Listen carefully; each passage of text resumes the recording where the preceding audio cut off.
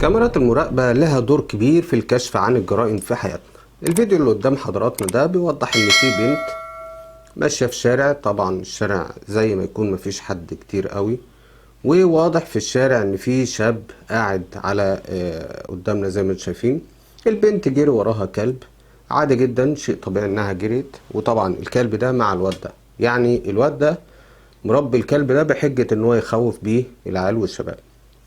البنت جريت والشاب بيقول لها تعالي، على اساس ان هو هيعديها او انها ما تخافش من الكلاب دي.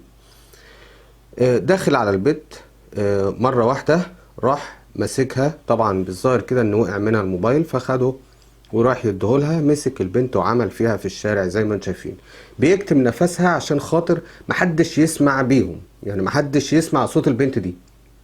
الوقت ده بدري جدا، على بعد نظرنا اخر الشارع فيه زي طريق او كوبري او طريق عمومي فيه عربيات ماشيه، وزي ما انتم شايفين سحل البنت وجرها في الشارع الجانبي علشان خاطر محدش يسمع بيهم او حد يبص عليهم من فوق. بيشد البنت من البنطلون، وقعت على وشها. دي الكاميرا من الشارع الجانبي بيشدها اهو.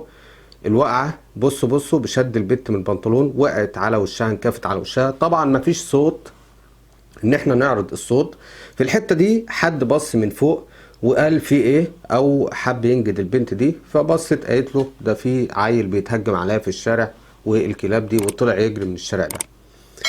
تنويه مهم جدا لكل الناس، كاميرات المراقبة لها دور مهم جدا في حياتنا. اوعى تستهين بكاميرات المراقبة.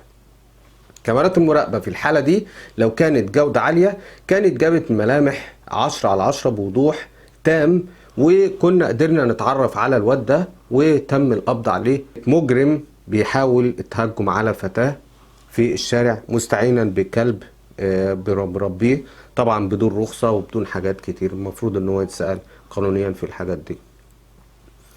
ده كان فيديو بنوه تاني، كاميرات المراقبة لها دور مهم جدا في حياتنا، سواء جودة عالية او جودة بسيطة، طبعا بتبقى دليل حتى قاطع ان انت تشوف ايه حصل بالظبط. البنت دي لو كانت قعدت تقول من هنا للصبح ده فلان اتهجم عليا، ما كانش حد صدق، ولولا الكاميرات ما كانش حد صدق الموضوع اللي احنا شفناه ده.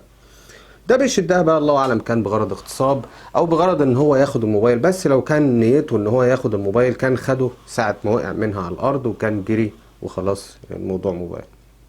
الموضوع هنا كان دي اعتقد ان هي واقعة اغتصاب، ان هو بيمسكها من البنطلون، يبقى دي واقعة اغتصاب، وبنطالب بضبط الواد ده وحتى ياخد قانون مجراه. ولو عجبك الفيديو ما تنساش تشترك في قناة حكم اليوم، وشكرا لكم واستنوني في حلقة جديدة، الى اللقاء.